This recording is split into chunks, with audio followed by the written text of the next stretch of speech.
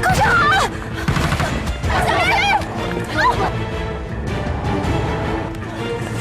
高胜寒，你醒醒！高胜寒，高胜寒！什么人胆子这么大，敢袭击飞狐旅？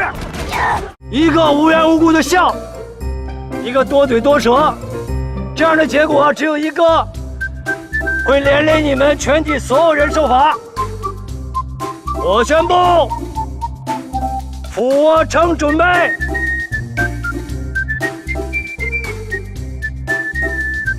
我不想重复命令。俯卧撑100个，开始。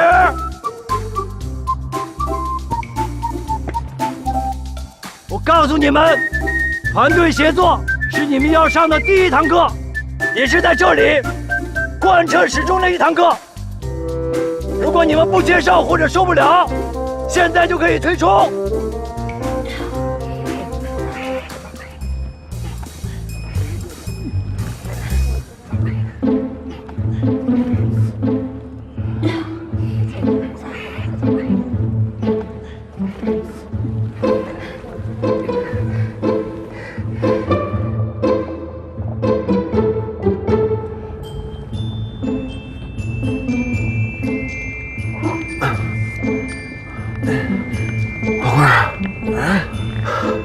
这下咱俩可把大伙儿给得罪了。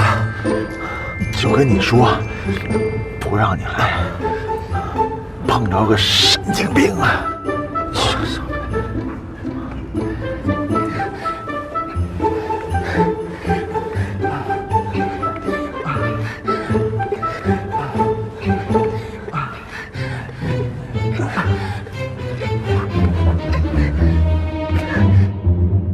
你们两个体能太差了，惨不忍睹！屁股翘那么高干什么？谁在笑？在校独立做俯卧撑100个，快！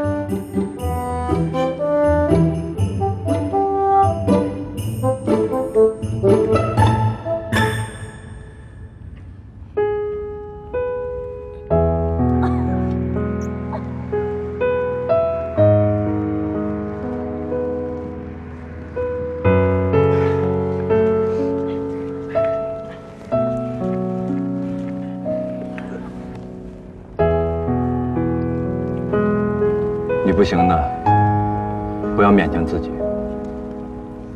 你不可能撑得住，你已经不是个小姑娘了，体能不可能跟得上。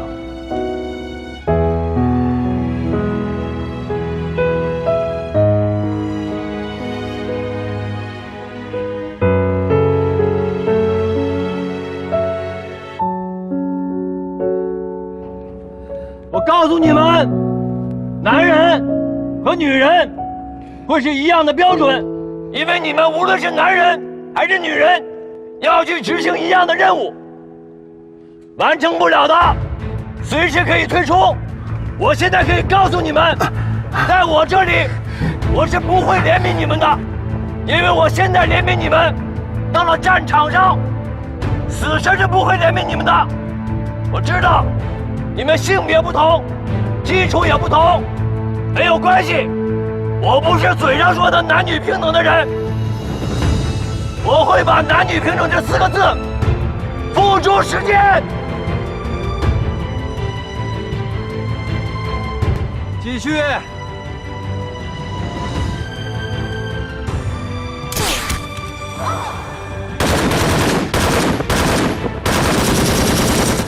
高胜寒，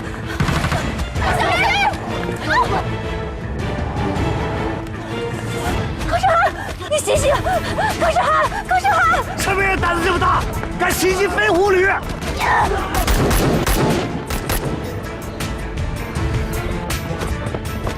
老套子，就不能来点新鲜？这么快，他们是怎么进来的？那警卫连呢？都这个时候还什么警卫连呢？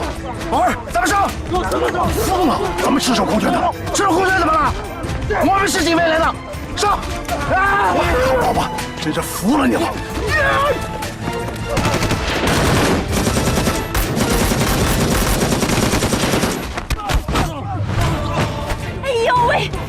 我们的人，我们拼了吧，拼了！高小航，你醒醒，你醒胆！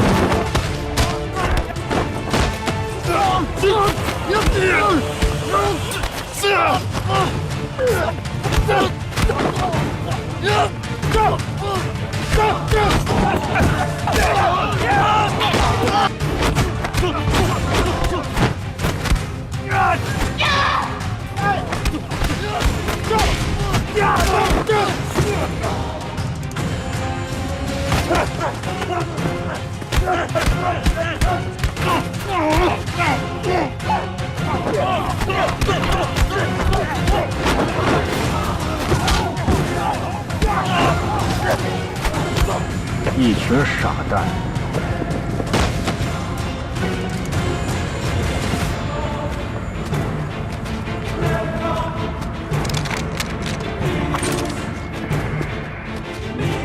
那么多人，还不够你玩的吗？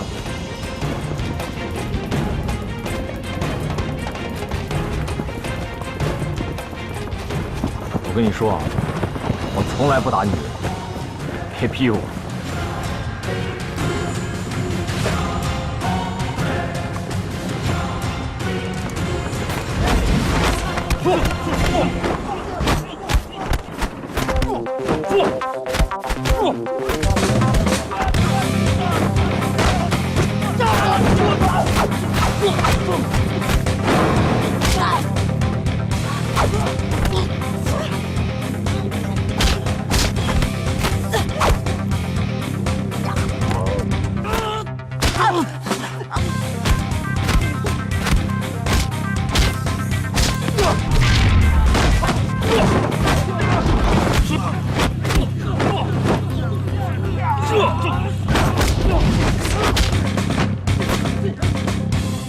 住手！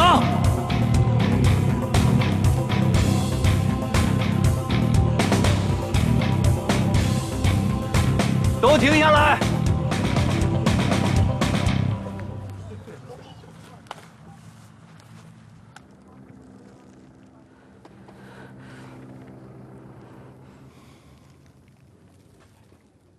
演习结束。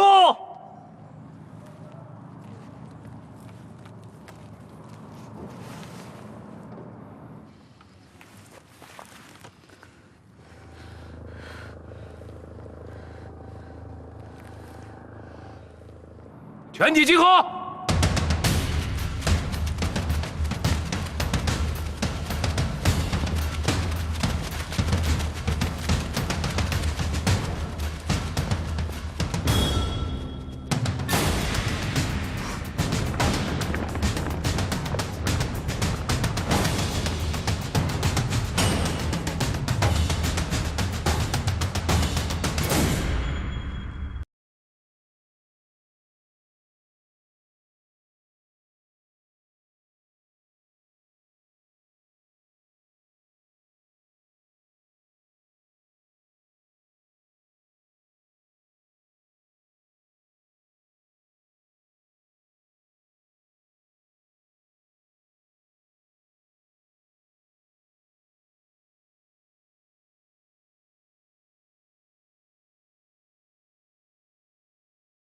怕成这样，抖成这样，起来吧！你们被淘汰了，请。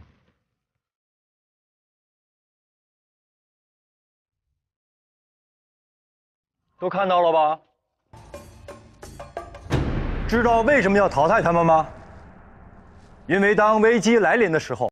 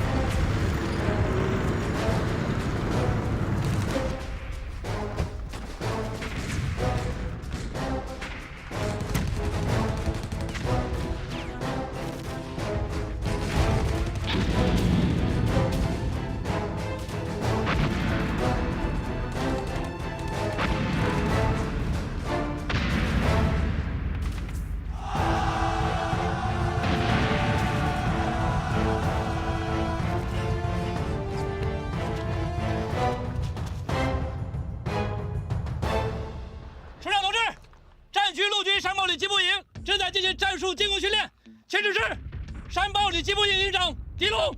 请继续。是。李营长，如果现在就把你的部队拉上去进行一场实弹演习的话，你有赢的把握吗？没有。为什么？战术进攻训练不到1个月，步坦协同不行。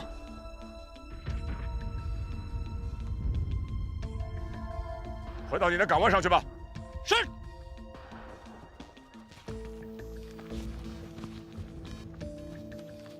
如果今天战争爆发，这仗谁来打？谁能上？随着军改不断深入，作为加快中国陆军现代化改革的重要举措，新型陆军训练改革的大胆探索，人民解放军第一战区陆军组建了一支全新的部队——专业化蓝军旅。战区陆军参谋长沈军为这支部队取名叫山豹旅，并准备作为这支部队的番号上报中央军委。但究竟专业化蓝军这条路能走多远，沈军心里也没底。童飞愿意留下来吗？他还是想回学院，他觉得搞课题带研究生比带兵强。我是问你有没有办法把他人给我留住。借他的时候我是打了借条的，关键的时候还得靠首长你。那国关的院长不是你的老朋友吗？光靠上面施压有什么用？哦，对了，他到底有什么顾虑啊？他说西方国家的军队里边编制没有政委这个职位，最多叫个随军牧师，当牧师他可不干。这叫什么话？他是山豹旅的党委书记、政治委员，地位毋庸置疑。但是专业化蓝军不是外军，是人民解放军的一部分，在你们内部暂时叫牧师、教授，我看也都行，一个职务2块牌子有什么不行的？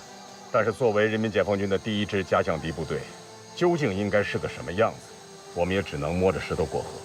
你们的这支蓝军部队，不要着眼于形似，更重要的是神似，在知敌、向敌、超敌、胜敌上要下大功夫，争取在最短的时间内打造出一支具有强大合成作战能力的磨刀石部队来。明白。不过什么？他要走还有另外一个原因。你说有什么问题？看看我能帮他解决的。他想生2胎。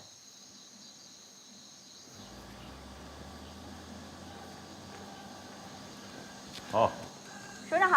啊，辛苦啊。首长好。你好。首长好。嗯。首长好。首长好。啊。首长好。佟政委，你身上的担子不轻啊，任重道远。谢谢首长，但是你的情况我已经听说了。哎，首长，咱们上车吧。啊。唐旅长、佟政委，我既然来了，就提前给你们吹吹风。你们山豹旅开张的第一仗，就是和V集团军的808旅打对抗。啊？跟808旅打？808旅可是有名的华北虎啊，这是王牌旅啊。参谋长，这是真的吗？军中无戏言，我给你们3天准备时间。3天时间？对，战区陆军决战2017士兵对抗演习，第1阶段就由你们旅守备狼山基地第535防线，红军为陆军第808旅。3天之后发起进攻，守住535防线算你们胜利，失守算红军胜利。首长，你给交个底，这一仗我们怎么打？我还没底呢，放你们山豹旅出山，是战区陆军邢司令员和冯政委的意思。这个才3天的时间，敌人要打你，还给你留出准备时间吗？韩鹏，你给我记住了，蓝军出击不在输赢，在于行动，保证完成任务。怪不得山豹旅的主官们听说第一仗就跟808旅打对抗，都发怵。在第一战区陆军乃至全陆军部队中，提到第808旅，无人不晓。这支部队有着太多的辉煌和骄傲。它诞生于红军时期，参加过25000里长征、抗日战争、解放战争、抗美援朝战争。新中国成立后，屡次重大任务都少不了808旅的身影，多次参加国庆阅兵。王可征当旅长5年来，带领808旅所参加过6次重大演习，拿到6个全胜。现在让山豹旅一群无名小辈跟808旅大对抗，实在有点勉为其难了。组建才半年，基本上是清一色的学生兵，但据说武器是最先进的，进口的，有的还没拆封呢。光有好装备不行，人的因素才是第一位的。那个旅长的情况有最新资料吗？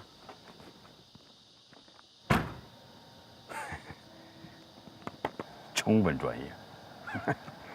听说入伍后经过多所军事院校进修，是战术学博士。博士。哎，政委，坐我车，一会儿咱俩很多情况再碰一下。好，你们在后面跟着旅长的车。是。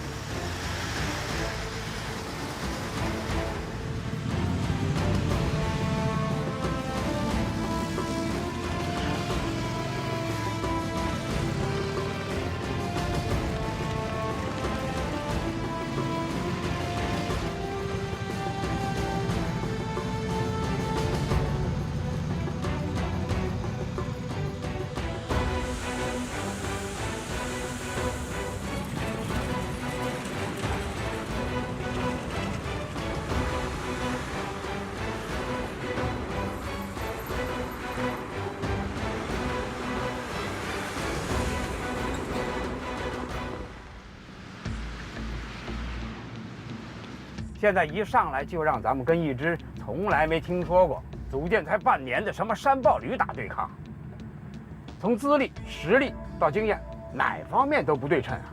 这不就跟俩人下象棋一样，你一上来让我一车两炮，明摆着看不起人吧？你说的也是啊，我当然更喜欢棋逢对手，将遇良才了。是啊，再说这韩鹏，他算哪一路的？军科院一研究员，还是个文科出身。哎呀，良才，除非他是怪才。要我说呀，这决战2017演习的决策就有点二。哎，说什么呢？哎，咱哪说哪了啊？这前面要进入高速公路了，还是你打前我垫后，压着速度。好，傍晚前到狼山没问题。前面靠边停车。这。其实，沈军根本没指望山豹旅在与808旅对抗中占到什么便宜。他心里很清楚，现在让山豹旅出山，充其量就是去当一回陪练，通过一场演习来验证专业化蓝军在训练实践中的真实效果，从中发现组建过程中存在的问题。同时，他也想通过这场实兵对抗，领略一下那支闻名遐迩的陆军劲旅，第808旅的战斗风貌。毕竟那是他出任第1战区陆军参谋长以来唯一没有视察过的旅级作战部队。长官，旅长，哎，你过来看。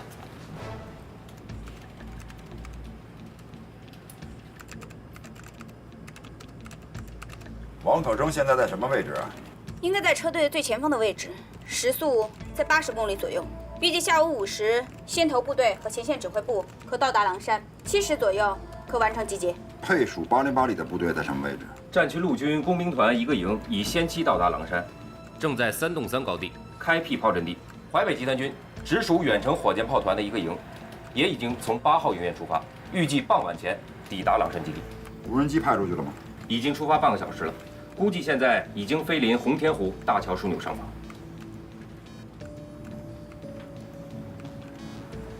打开看看。是。这就是GD15高速公路，这是808旅主力向狼山机动最便捷的路线。降低高度，逆行迎上去。是。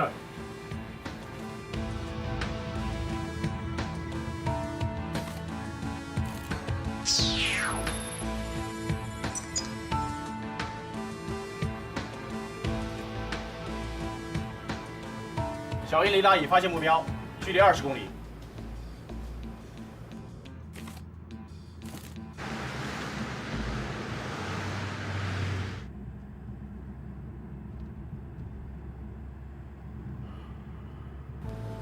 如果要设伏，我认为最佳的伏击点应该在前方70公里处的淮阳河大桥上。此桥呢，全长1206米，桥中心桥面离水面有50米。待808旅车队离桥头还有5公里时，我武装直升机事先从河面两端、大桥两侧飞进大桥，悬停于桥面以下、水面以上。等车队上桥行至桥中心时，另一架武装直升机呢，可突然出现在桥头上方，攻击先头部队。此时，他的车队肯定会停车迎战。我埋伏在大桥两侧的武装直升机，可从桥面两侧对王可征的坐骑发起攻击。我觉得这个计划倒是挺完美的，但是你们想过没有啊？就算咱把王可征给袭击了，王可征不在了，他们的旅里边还有政委呢，政委仍然可以代替旅长继续指挥战斗。那个时候，咱们所有的一切全都暴露了，那他们旅配属的直升机群以及导弹防空部队也会盯上我们，我们将无法阻止他们的前进。你的意思是改变方案？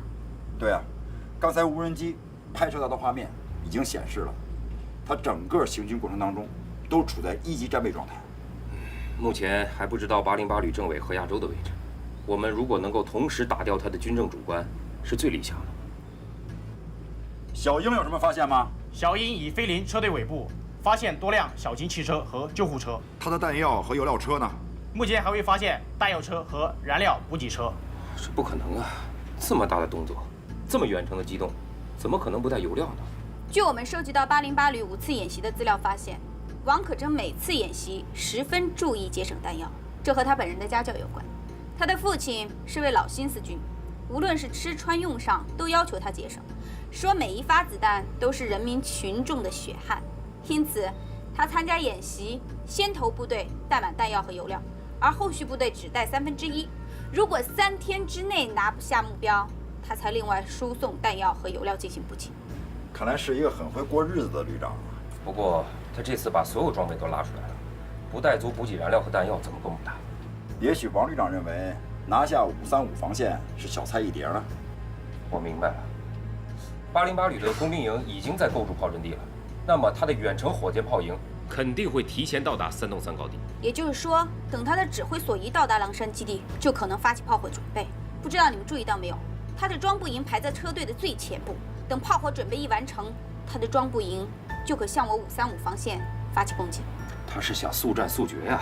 你们分析的对啊，如果让他的计划得逞，咱们的535防线根本就顶不住808旅的进攻。情报中心报告，808旅所有参战人员和车辆装备已经离开了营区，队尾也上了高速公路。王可征在什么位置？王可征已随先头部队离开了运河大桥，离他的老窝有多远？约260公里。哎，咱们可以去王旅长的旅部去看看。啊，旅长，你是想端808旅旅部打他的后方？现代战场哪有什么前方后方一说啊？既然我们的实力不对称，咱们呢就打一场不对称的战役，通知各大队各营放弃陆路截杀计划，改变航向，直飞808旅旅部。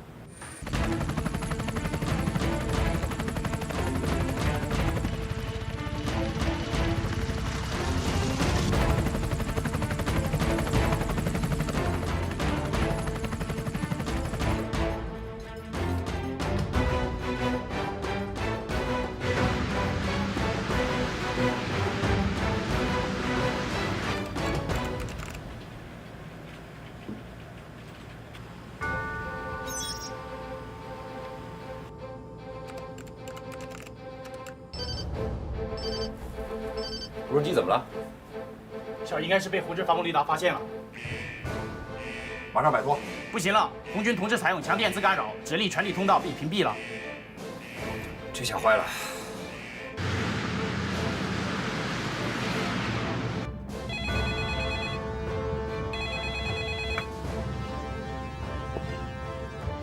什么事？报告旅长，有一可疑飞行物被我雷达发现，现已将目标锁定。我们分析，很有可能是蓝军伪装成飞鸟状的无人侦察机。把它给我打下来。是。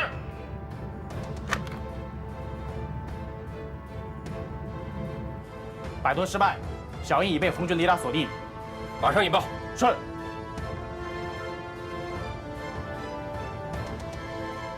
指令信号一直被屏蔽，操控失败。算了，射不着孩子套不着狼，就当送给红军的一个见面礼吧。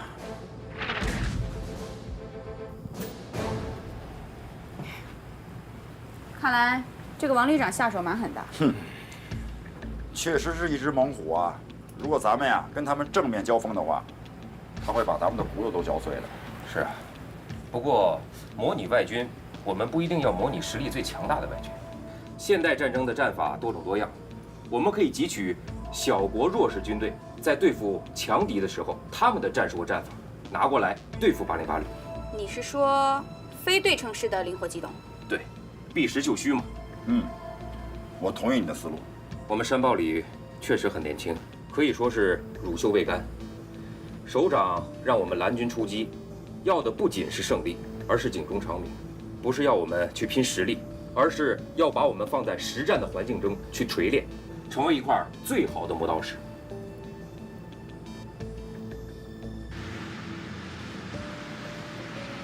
报告旅长，蓝军鹰式无人机被我击落，发现高空照相机1台，雷达继续警戒。是。政委啊，防空营的战况你都知道了吧？我都知道了。看来蓝军一直在跟踪我们呀。哈哈，让他们跟着吧。等到了狼山基地，他们就知道我808旅的厉害了。旅长，监听电台显示，30秒钟之前，王可征与808旅政委有过一次通话，通话频段已经锁定。跟踪这个频段，记录下他们每一次通话。是。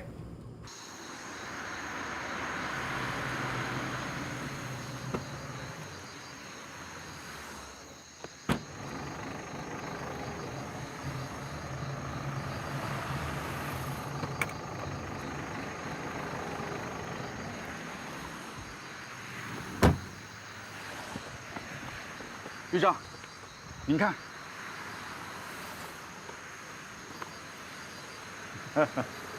就这几个屁孩子还跟我玩跟踪游戏，真是不知天高地厚啊！旅长，蓝军很可能将侦察情报实时传回本部了。他们能侦察到我们什么情况？我们的行军路线是公开的，要交手，到狼山基地过招吧。半路上弄只菜鸟飞来飞去，管屁用！还不如我放只风筝好看呢。哼，就这种交通小技，也敢号称专业化蓝军？我告诉你，这都是我们808旅3年前玩剩下的玩意儿。冯营长，到，下次再看到这种菜鸟，直接打下来，不用请示。是。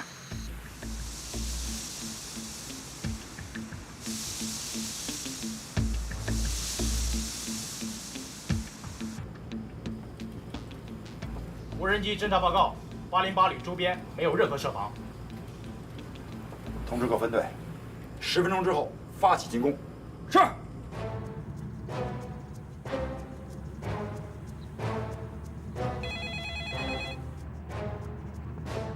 旅长，我们已经行车4个小时了，是否可以让部队停下来休整20分钟？好的，各部就近选择服务区停靠。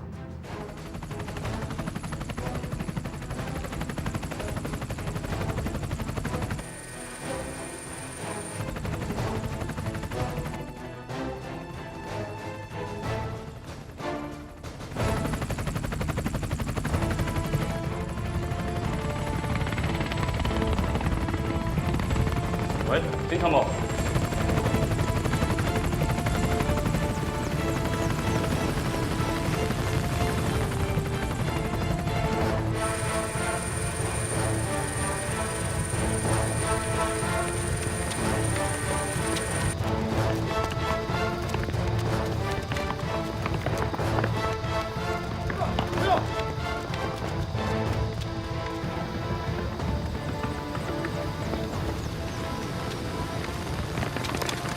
你们是哪个单位的？对不起了，我们是蓝军山豹旅。你们已经被俘了。不可能，山豹旅现在正在狼山基地呢，怎么可能在这儿？看见没有，豹子头，这是战区陆军蓝军旅的标志。哎，你们不能胡来呀！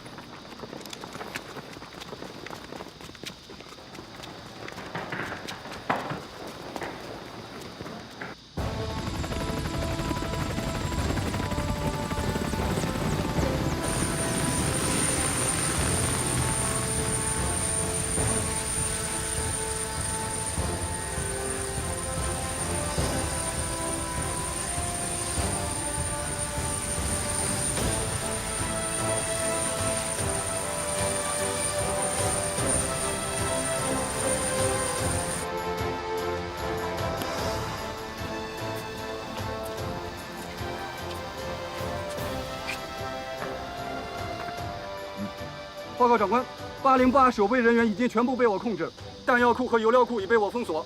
经初步侦查，火车专运线上停着12车皮经过伪装的弹药和油料，把他们的弹药库和油料库全炸了。报告演习指挥部，蓝军已经占领红军808旅部，战况随后上报。是。你们算什么蓝军？简直就是胡闹，是恐怖分子！我有权向吕首长报告，向战区陆军首长报告。你说我们是恐怖分子？谢谢夸奖啊！你们这根本就不是演习。我们怎么不是演习啊？演习规则当中根本就没有这一项，你们违反了演习规则和演习纪律。金参谋，你别犯糊涂了，两军对抗哪有什么规矩可言？我看你是和平安定的日子过久了，战争都是电影画面了，对吧？如果我们今天是恐怖组织，今天这里就会血流成河。不过，向你们吕首长报告后院起火的事儿，还是很有必要的。行了，不跟他啰嗦了，咱们去拜会一下王旅长。走吧。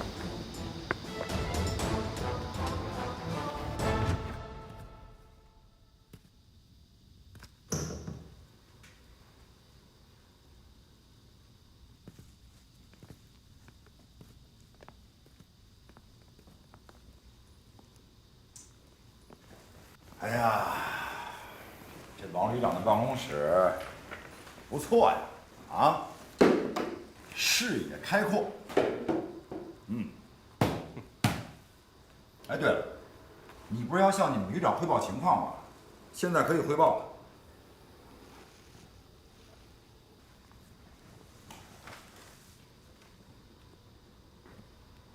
请你马上给我接1号首长，我是金参谋，我有紧急情况要向首长汇报。喂，旅长，我是小金啊，金参谋。咱们旅部，咱们旅部，还是我来汇报吧。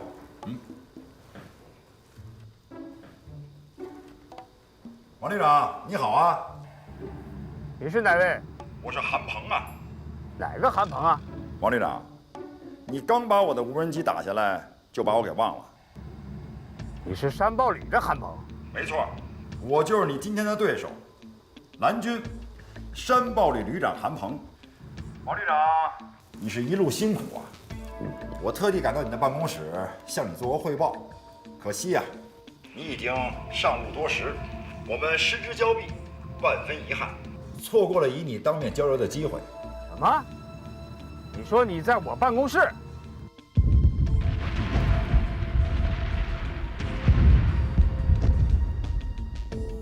这是什么情况？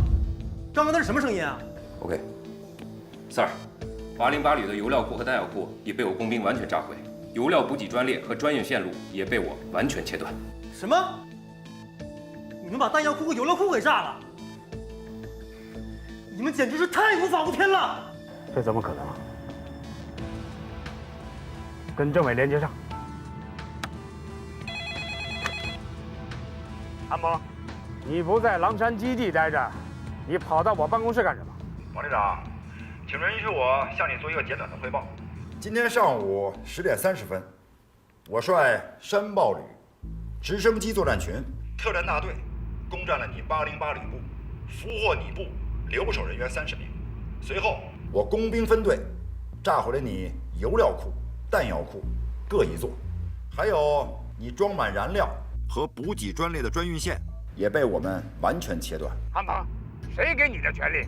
演习对抗的战场在狼山基地，不在我旅部。你这是违规违纪，是无组织无纪律，而且还不讲规矩是吧？我命令你马上滚出我的办公室！快，追上前面旅长的车。是。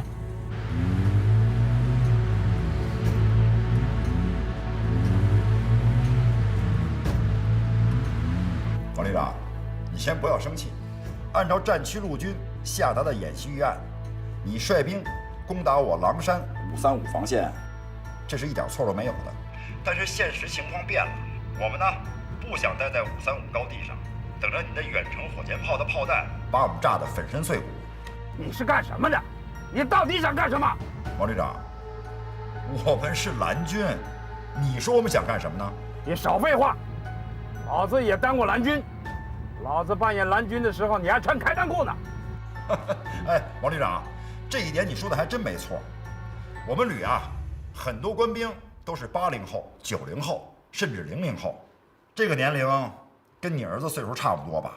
但是今天的蓝军跟以往大不一样了，我们是外敌，是外国的侵略者，再不像以往那样是个束手就擒的摆设了。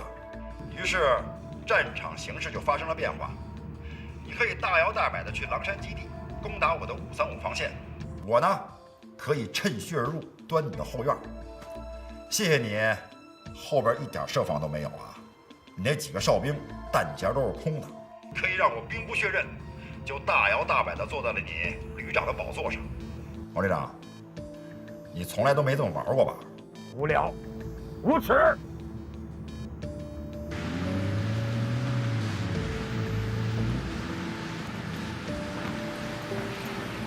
哎呀，既然话不投机，那咱们就不聊了，好吧？我让你的下属继续跟你说。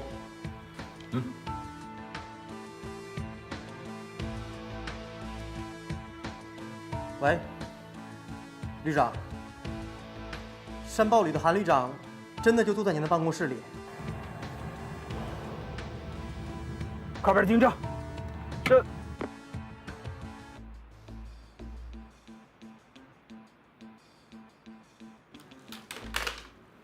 挂了。你们这王旅长脾气够大的呀，平常他不这样吧 Sir, we have been monitoring the communication between Wang Kezhen and He Yazhou. According to Solid Scouting, the commissar of Brigade 808, He Yazhou, is going to meet Wang Kezhen. This is our great opportunity. Only when they are meeting, we have to chance to kill the two military chiefs.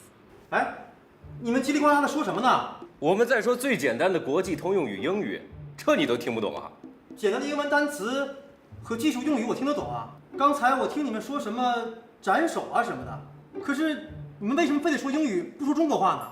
金参谋啊，我们是外军侵略者，搞了半天你们在跟谁打仗都没弄清楚。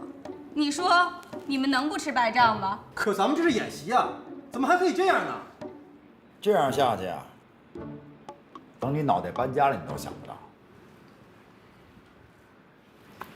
哎，这王旅长的手机号拿到了吗？搞到了，他刚配发了一部郡王5G 手机，我们进入数字网络，发现他的手机开通着，信号显示他目前还在洪泽湖境内。好，哎，小金同志，借你手机用用。把手机拿来。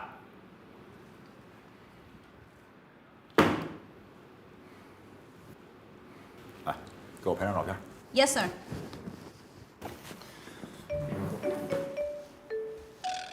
OK。怎么样？够酷吗？霸气。来 ，1, 2, cheese。OK。哎，等等，再来一张。来。OK。建国啊，一起。哎呦，我也拍啊！嘿，好。哎呀，好。Cheese。OK。行，把这3张照片赶紧给王旅长发过去，再附上2句问候语。王旅长，你808旅部已经落入我蓝军之手，请你尽快的考虑投降或者认输，否则下场会十分尴尬。山豹旅旅长韩鹏。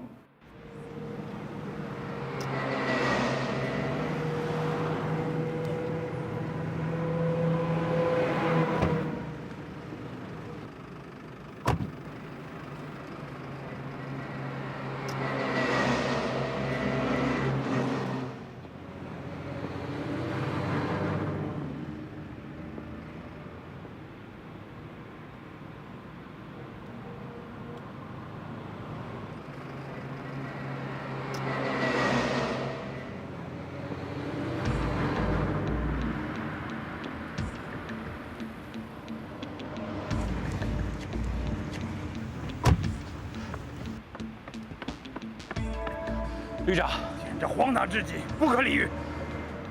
老王，你冷静点，别怪我。当初要是把警卫营留下来就好了。现在不是怪谁不怪谁的时候，咱俩谁都买不着后悔药。你上来也好，商量一下这件事情怎么处置。我刚才在车上考虑了，现在赶回去把韩鹏他们围歼，把吕布控制权夺回来，显然是来不及了。只有向演习指挥部报告，让他们下令，让韩鹏他们撤出我旅吕部，蓝军应该按照违规违纪受到处罚，让他们回到535防线，演习重新开始。就这么办。杜参谋，走，给我接通演习指挥部，我要跟总指挥通话。是。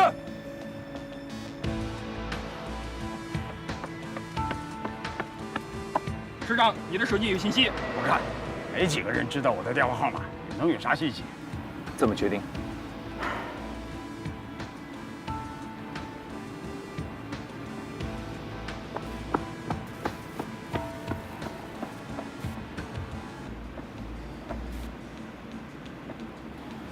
怎么了？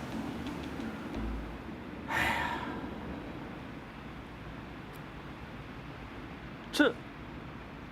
这是韩鹏发来的，简直是狂妄之极，不仅添乱，还添堵。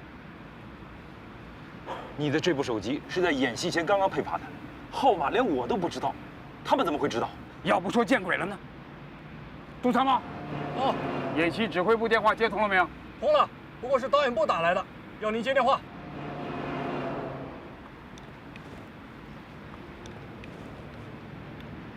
我是808旅王可征。王旅长，演习指挥部让我正式通知你，经过演习指挥部裁定，红军旅部机关已被蓝军攻占，弹药油料补给系统瘫痪，后勤运输线已完全被蓝军切断，红军已丧失持续作战能力，判定红军失败。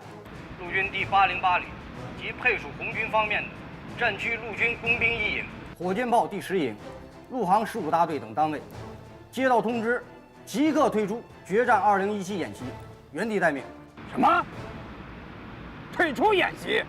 你没搞错吧？是蓝军违规，他们跑到场外胡闹。你这个裁决是错误的，我不能接受，我绝不接受。王旅长，这是决战2017演习指挥部经过认真研究后做出的裁决，并已上报战区陆军参谋部，请遵照执行。这个裁决就像晴天霹雳，瞬间已把808旅的2位主官打懵。失败来得如此之快，如同一场噩梦。王可征、何亚洲根本无法接受，甚至无法忍受。旅长，你是怎么想的？这个裁决完全是错误的。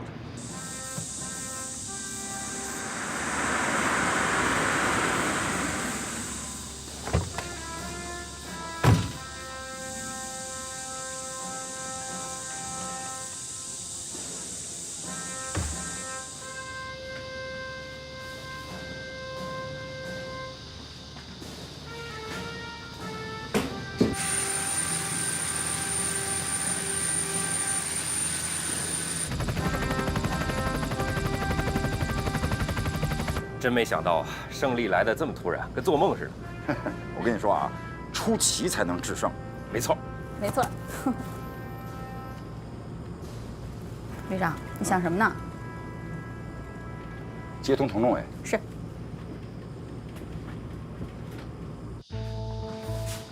政委，你的电话。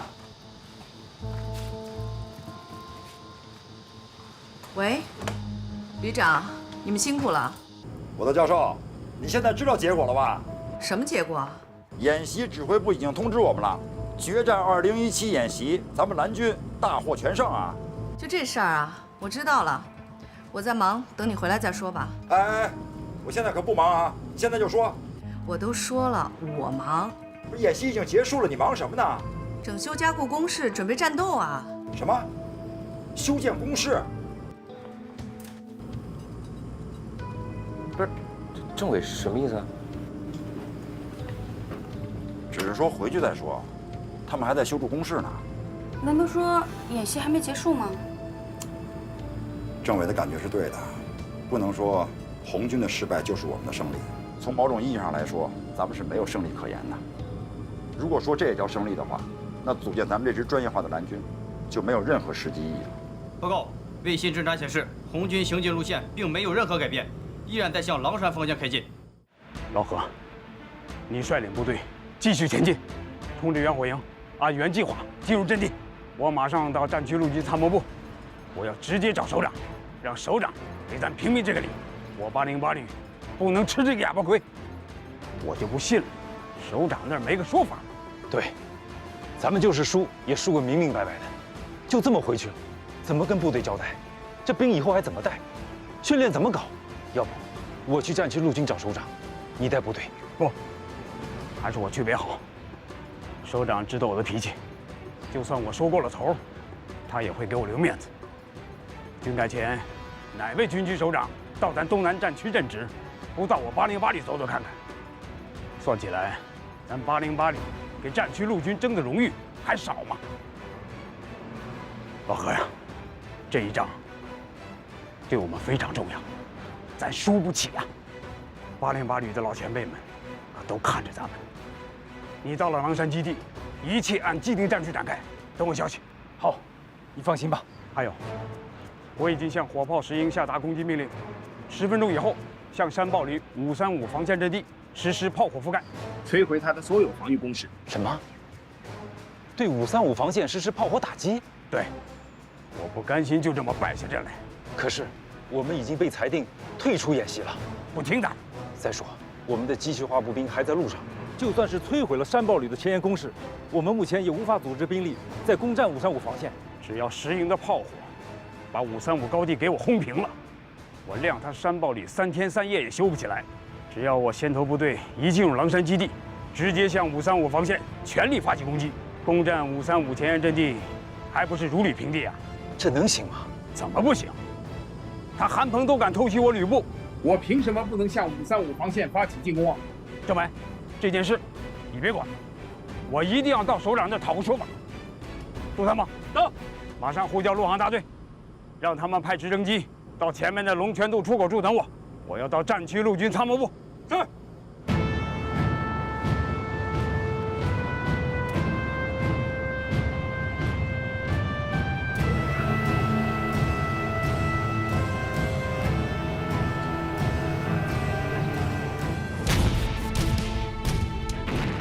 这一仗对808旅的确很重要。不仅如此，对王可争本人似乎更加现实。他在副师的位置上已经迈入第6个年头，卡年线今年不升即退，因此这一仗的输和赢，对王可争来说，就成了他军旅生涯中一道艰难的坎儿。此时此刻想要顺利迈过去，可不那么轻松了。与王可争郁闷心情形成鲜明对比的是，远隔1500公里之外的909旅旅长楚占刚。首长，鱼飘飘走了。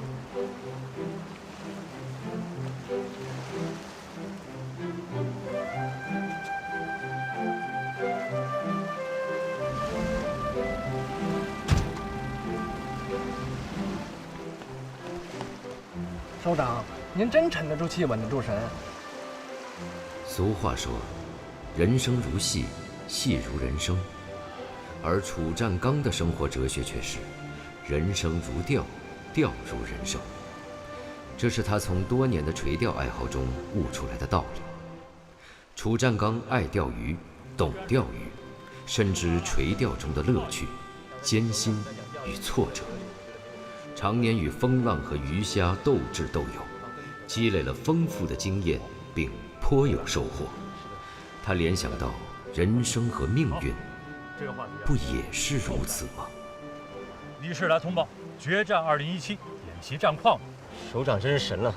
没错，军里刚传来的演习通报，让我务必在第一时间送到首长手里。我先不看了，但我敢肯定一点，王可争旅长又打胜仗。808旅败了。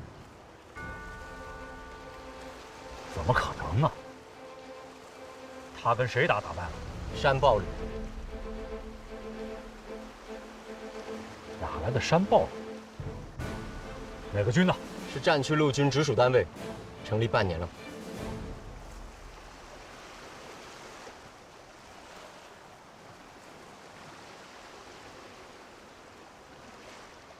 旅长，535指挥所报告，535防线前沿阵地已经全部被火炮摧毁。看来佟政委是对的，通知家里的部队马上增援，抢修工事。但是前沿阵地是遭到的持续性火炮打击，3、2天很难完全修复。这王可征是疯了是吗？旅长，新情况。什么情况？配出808旅的原火营正在加速的向梁山推进，有可能对我展开第2轮炮火打击。还有，电子侦察截获了一组新的情报，王可征并没有执行演习指挥部的裁决，拒不执行要求808旅退出演习的决定。好吧，既然想决一死战，就别怪我山豹旅不留情面了。不可思议，太不可思议了。是的，我们刚接到通报的时候也不相信，以为是打字有误呢。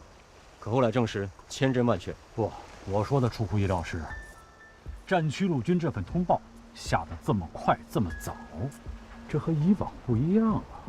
怎么不一样了？以前都是等演习打完，奖评会开完，各参演单位回去把总结搞完，把立功授奖表彰大会开完后才出通报，至少得半个月到1个月吧。这次怎么会把当天的事情当天就通报？这能保证没有差错吗？哎，还听说别的什么说法了吗？对了，这后面还有一份战区陆军的紧急通知呢。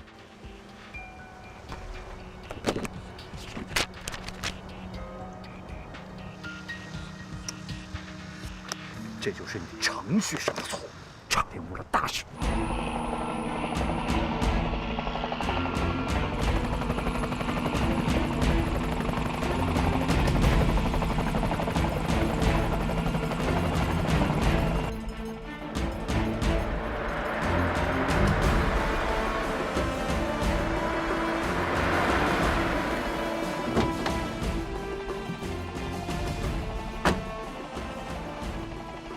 旅长同志，奉上级命令，陆航15旅03机组前来执行首长保障任务，请您指示。1个小时能赶到战区陆军参谋部吗？没问题，请首长登记。走。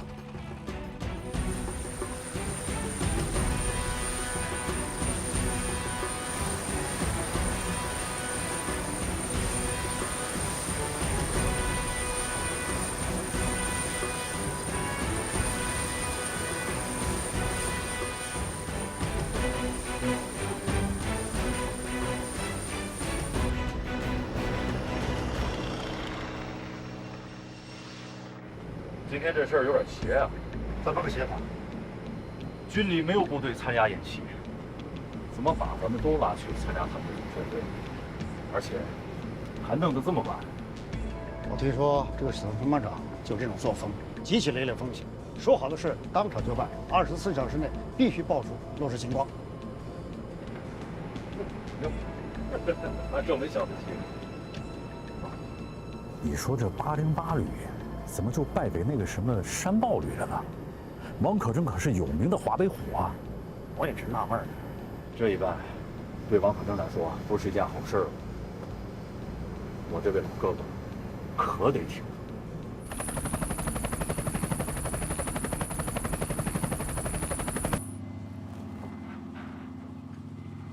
旅长，请喝水。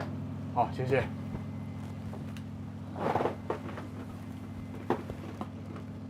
是，王旅长在我直升机上呢。谁找我？旅长，是演习指挥部的，找您接电话。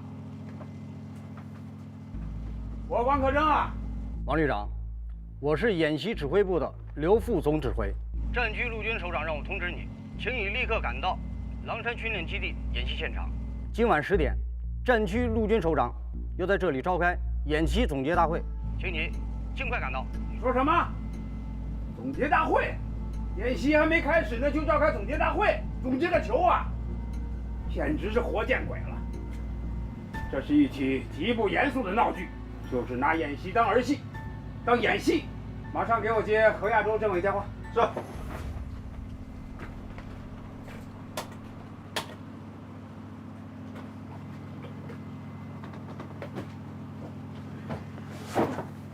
老何呀，你现在到什么位置了？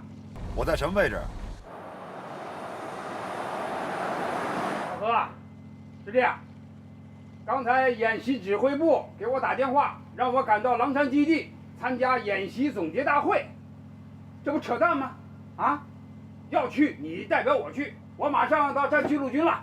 王连长，这总结会你不去还不行呢，你是主角啊。你是谁？王连长，你真的听不出我的声音了吗？刚才我给你发微信，你一点回声都没有。我的声音，我想你应该熟悉啊。韩鹏，你还想干什么？王连长，我代表山豹旅全体官兵，欢迎你成为蓝军守卫师级俘虏。你放屁！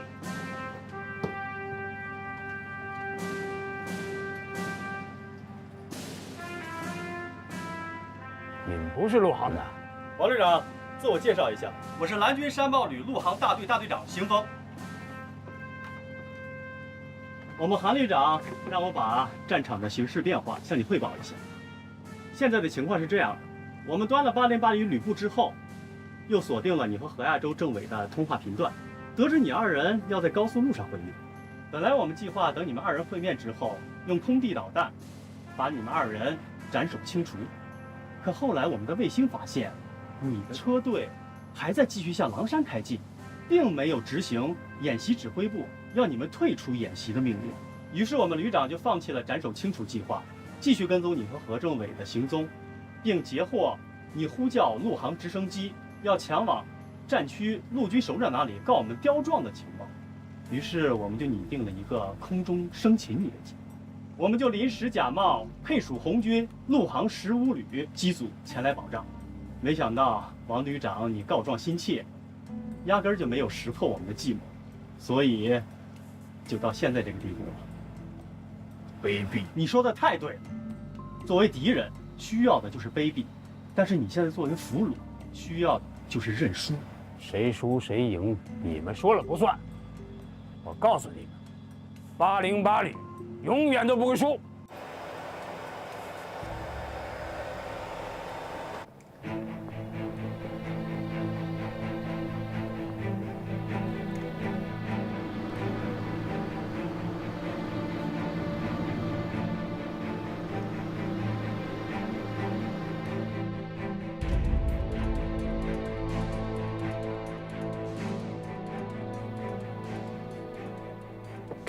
前方什么情况？赶紧去看看。是。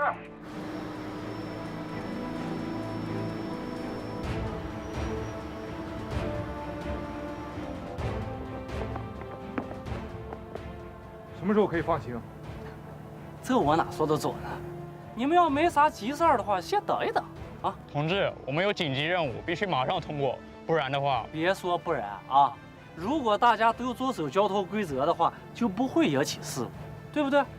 先别着急，一会儿交警、保险公司1个小时以后就到了，照了相、画了图，你们马上就能投降了啊！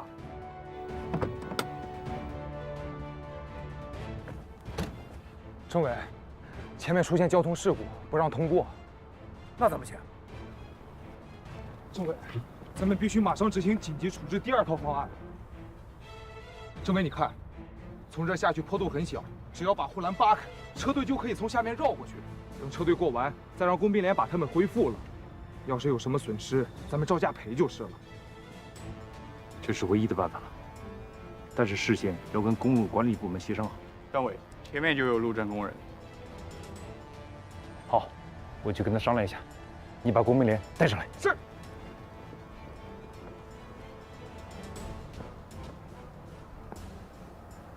同志。你是路政部门的吧？我是。呀，官儿挺大的呀。我是部队的政委。哦，何政委啊，有什么事儿需要我帮忙的吗？啊，是这样的，如果等交通事故处理完了，我们才能通过的话，可能就要耽误大事了。啊，这个我说了也不算呀。我们老大让我在这儿憋着，1辆车都不让通过。得等交警部门来了再说。同志，我们是去参加军事演习的，任务十分紧迫。按照战时紧急动员条令，我们需要扒开这段护栏，从下面绕过去，然后再给你恢复起来，绝对不会对公路造成损失，有损失，我们赔偿。就这一段？对，就绕开这一段。我看行。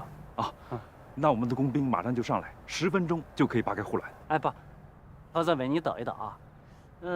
这个事儿呢，我说了也不算，我得向我们老大汇报一下。他说行，那你们马上就能通过。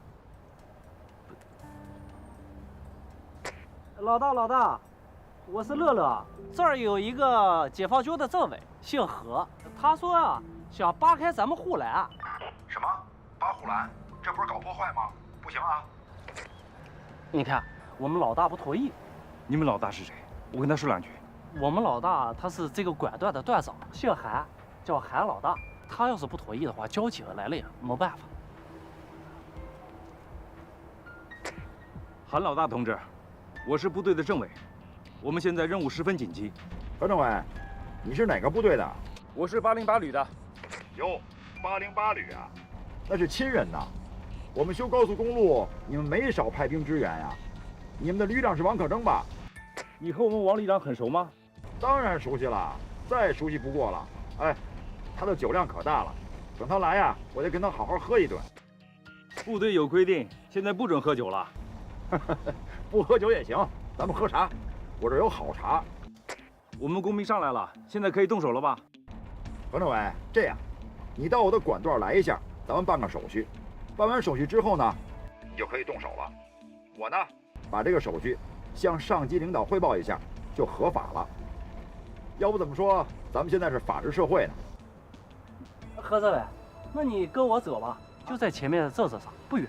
好，你们在这儿等着，等我办完手续再开工。是。走吧。何政委，慢点啊。哎。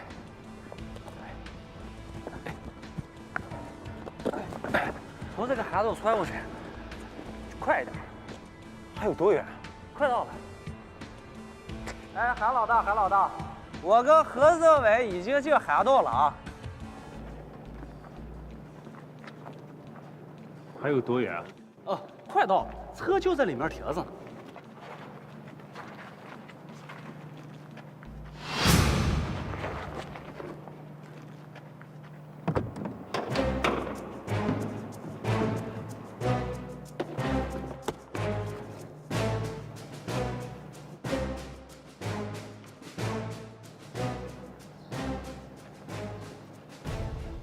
你好，何政委，我是蓝军山豹旅参谋长郝建国。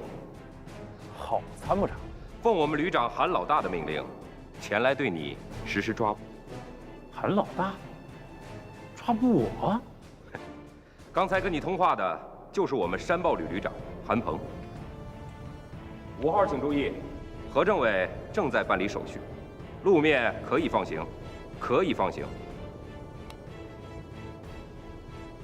何政委，很不幸地通知你，你们旅长王可征已经被我陆航大队在空中俘获，现在正押往狼山训练基地。你说什么？王旅长他被俘了？更不幸的是，您已经成为蓝军第2名副师级俘虏。请吧。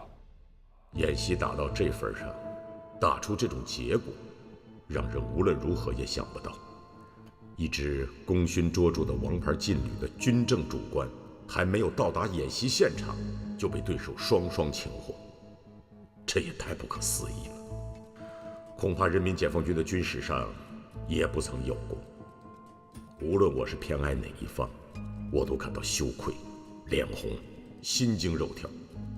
这难道不是一种悲哀和耻辱吗？这不仅是王可征、何亚洲，就连我自己也深感震惊、愧疚。好久不见，好久不见，好久不见。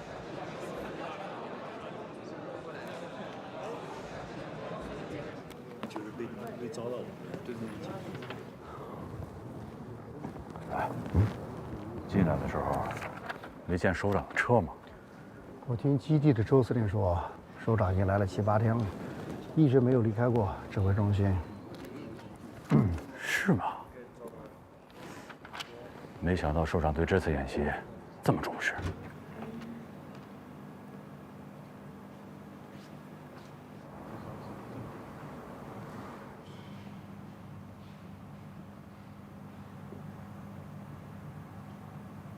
看，这还算是解放军吗？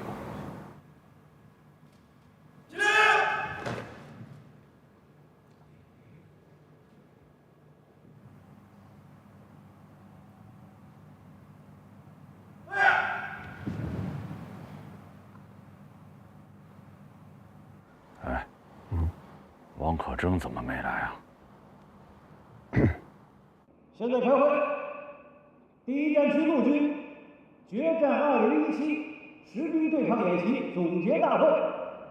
现在开始，除红军方面2位主官没有到场，其他人都已经到齐了。这说明各个部队的领导对战区陆军下达的紧急通知还是非常重视的。 既然是总结演习，那红蓝双方缺一不可，都要到场。韩鹏旅长，到。第一阶段的演习已经结束，请你把俘虏放出来吧。是，马上释放俘虏。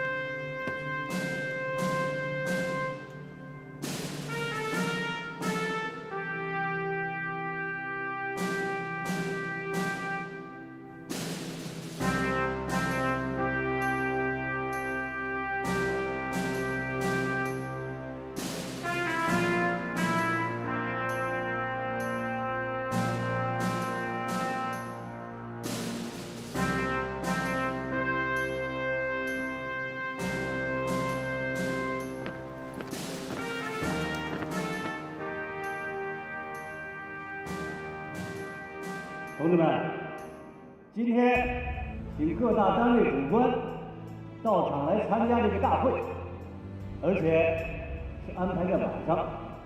可能有些同志想不通啊。首先，绝大多数单位没有参加这次演习，甚至不清楚这次演习的内容和规模，更不清楚战区陆军搞这次演习的真实意义。其次， 参与和参加这次演习的各大单位也不清楚为什么要在今天晚上，也就是演习开始的当天，要召开这个总结大会。有关这2点啊，司令员在讲评的时候会向大家说明的。今天的会议一共有3项内容：第一，通报演习最终结果；第二，讲评；第三， 宣誓部署第2阶段演习，3项内容要在30分钟之内完成。下面请沈军参谋长宣誓通报。第一战区陆军决战2017实兵对抗演习第1阶段任务圆满结束。演习于今天上午6时开始，于下午16时结束。演习预定3天，演习内容和任务是： 红军主力3天之内攻取由蓝军防守的狼山训练基地535防线，为红军胜利；否则为红军失败，以此检验红蓝双方综合军事实力。演习在当日10个小时内完成，并取得了令人耳目一新的战果。经演习指挥部、演习导演部会同陆军机关军事专家的意见后，评判裁定。 蓝军山豹旅用了不到4个小时，利用直升机大集群大纵深突袭，攻占红军旅部机关，炸毁了红军的弹药库和油料库，完全切断红军的后勤补给线，并且有效利用伪装战术，阻止红军行军速度。在红军已丧失持续机动作战能力条件下，演习导演部曾裁决红军失败，下达了红军退出演习的命令。 但红军并未执行，继续按原定计划向狼山开进，并命令其配属炮营向蓝军阵地发起了炮火攻击，蓝军随即应变，并设计在红军进行途中将红军主力第808旅军政主官生擒，致使红军指挥系统完全瘫痪。演习以蓝军全胜圆满结束。现在，我代表战区陆军作战部宣布，陆军808旅退出演习，返回驻地认真总结。演习通报宣读完毕。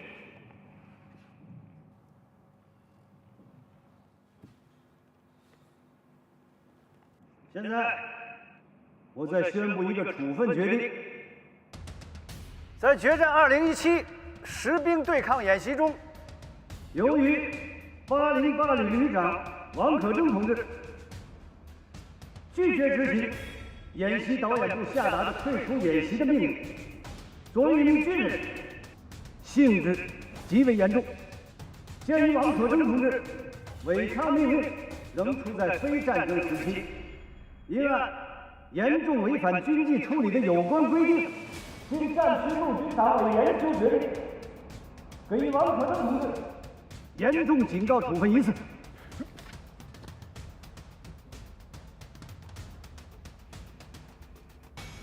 下面进行大会第2项，请邢司令员讲评。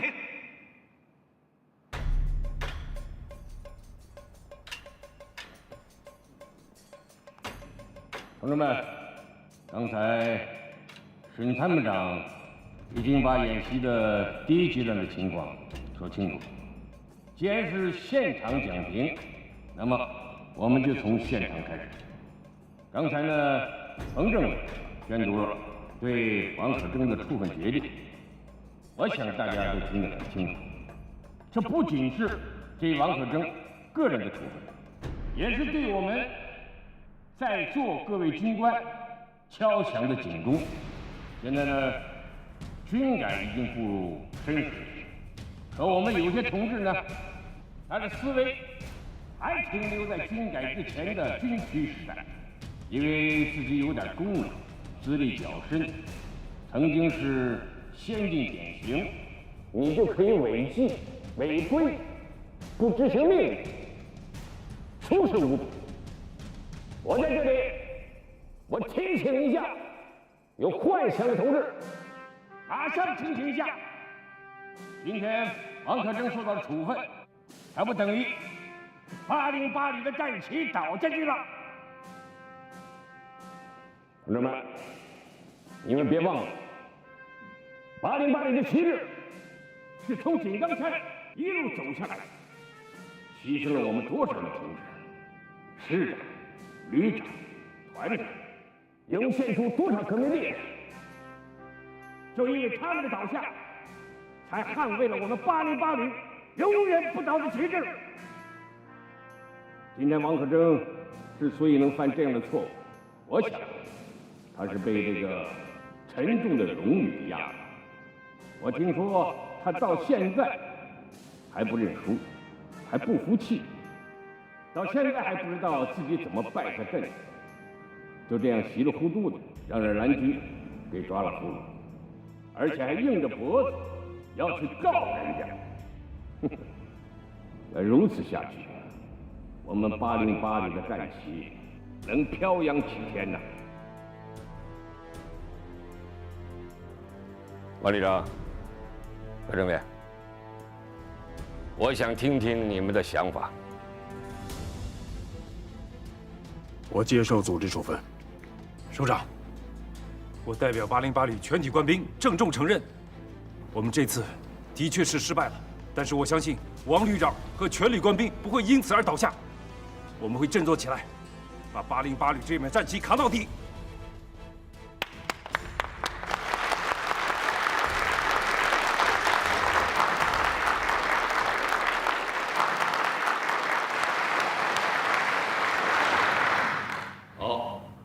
有决心就好，但知道为什么会败吗？啊，我不需要你现在回答，我也不相信你现在的回答。回去呢，好好总结一下，研究一下败因。摔倒了没关系，爬起来就好。就怕你弄不清楚你为什么摔倒，那你肯定还会有第二次摔倒，到那时候就没有那个机会了。是，我们回去一定认真总结，查找问题。坐下吧，同志们，我们这次演习的胜利者是第一战区陆军新组建的专业化蓝军部队山豹旅。今天呢，也是山豹旅首次跟我们大家亮相。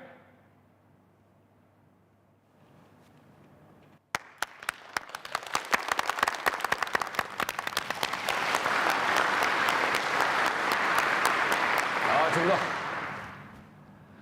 同志们，山豹旅作为战区陆军新组建的一支最年轻的作战部队，山豹旅的诞生，标志着一个全新的兵种出现。战区陆军组建专业化蓝军部队的意图十分明确，就是要在长期缺少战斗实践的和平环境下，为部队树立一个强敌，找一个对手，让和平变得不再和平，让演习变得更加逼真，更加贴近实战，改变以往只能依靠现有建制的部队来扮演蓝军或护卫蓝军这种传统的对抗模式。这是战区陆军党委为加速新型陆军建制步伐，进一步落实军种主建，大力推荐训练模式转变走出的重要的一步。我在这里呢，强调两个关键词，一个是加速，一个是转变。我们大家天天在喊打赢未来战争，这未来战争是什么样子的？外军现在已经发展到什么地步？你们知道吗？如果我们现在连外军的新装备、新战法、新理念和新模式都不了解，没有接触，无感知，打赢从何谈起呢？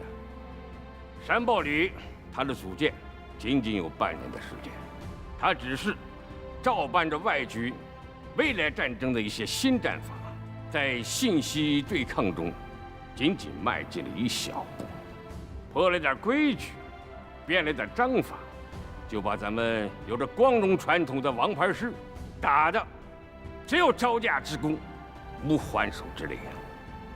这是多么可悲的事情啊！这说明了什么呢？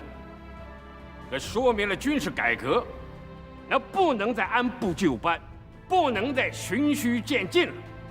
深化国防和军队改革，那是中央和中央军委的英明决定，同时呢，也是为了建设新型陆军所提出的更高的要求和标准。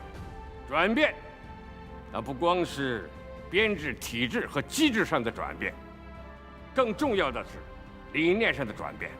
转变肯定会遇到一些一时搞不懂的东西，但是我们要勇于去挑战，让自己尽快的去适应新的军旅体系、新的思维方式和行为模式。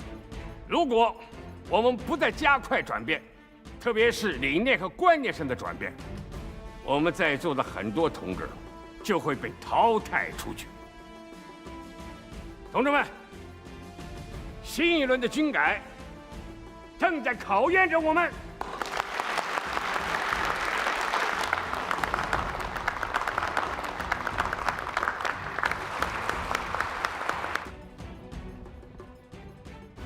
下面我宣布，决战2017第2阶段演习开始。这第2阶段是跟谁打呀？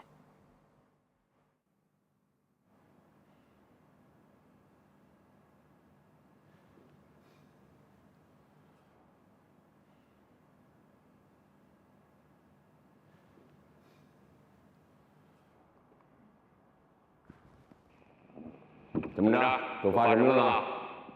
没参加过演习吗？808旅已经败北了，可是山豹旅呢，现在还在部署着535防线。你们要是谁不服，找山豹旅去，啊，跟他决一雌雄。怎么样？谁敢站出来？司令员突如其来的发难和反常规的路数，弄得高级军官们不知所措。凭楚占刚的指挥才能和909旅的实力，他完全可以站起来应战。但瞬间的冲动之后，他又冷静下来。集团军李副参谋长升任参谋长，楚占刚又是接替李副参谋长位置的第一人选。在这段时间里，如果有个闪失，谁又能保证对个人的前途命运没有影响呢？于是，楚占刚选择了沉默。各单位主官都在啊，就给你们3分钟时间考虑。如果还没有人应战，司令员要点将了啊！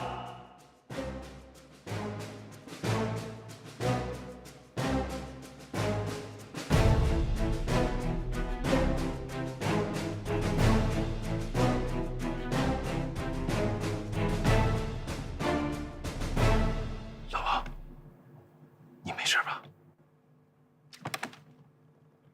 老王，你要干什么？我再想跟这小子打一仗。我们一起。楚占刚，替小川到，由你们俩率领909旅，代替败下来的808旅，组织红军攻击集群，与山豹旅进行第2次对抗演习。任务要求是10日之内攻取由山豹旅固守的535防线，为红军胜利，否则为红军失败。首长，您是说909旅跟山豹旅对抗吗？对，由你们跟山豹旅对抗，有问题吗？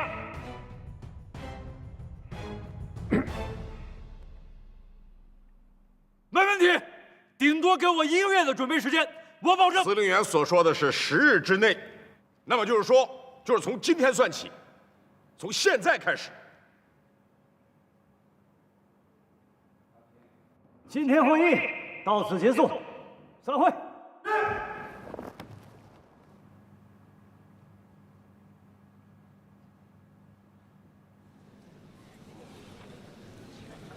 还真行，1分不差啊！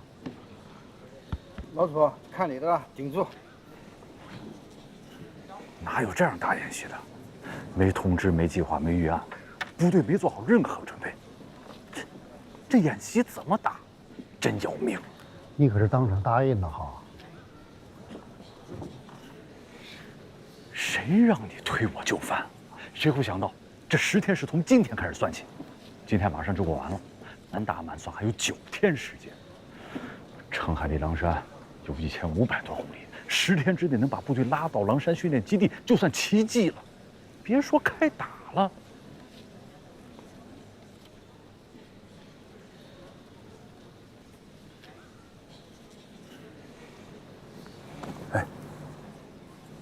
走。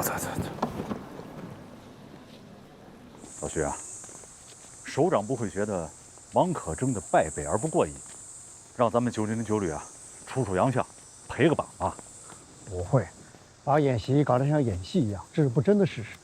虽然大家都很反感，可是谁又能改变这种现状？怎么改变？谁挑这个头？我看啊，成立专业化蓝军也算是一种尝试吧。有道理。这回首长一上来就安排2支王牌部队跟山豹旅对抗，而且要求条件这么苛刻，难道你没感觉吗？什么感觉？风向是要变，而且是巨变。老楚啊，军改的今天，对我们陆军来说，不就是一场巨变吗？是啊，都让我们给赶上了。关键是啊，师改旅才半年，都以为尘埃落定了。可谁会想到，这又要变？哎，你是不是得到什么消息了？炮团啊，可能保不住了。你是从哪里得到这个消息？对形势的感知啊。哎呦，如果炮团保不住，朱荣生的位置可就……目前还没那么快。我们刚受领了演习任务，上级是知道的。怎么也得等到演习结束吧？也就个把月时间了。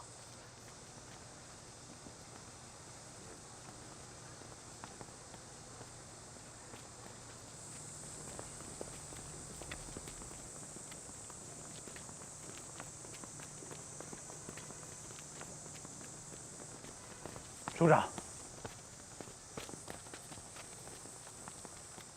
怎么还没休息啊？首长，我想找您谈谈。说吧。我认为，对王可正旅长的处分有些过重了。谈谈你的想法。我认为，王旅长在演习过程中有违抗命令的行为，错误性质十分严重，组织上给予相应的处分是应该的。王旅长也表示完全接受，但是严重警告处分还是重了。我作为808旅的政委，部队出现违抗命令的情况，我是要负主要责任的，不能由王旅长一个人承担。你是来替他顶了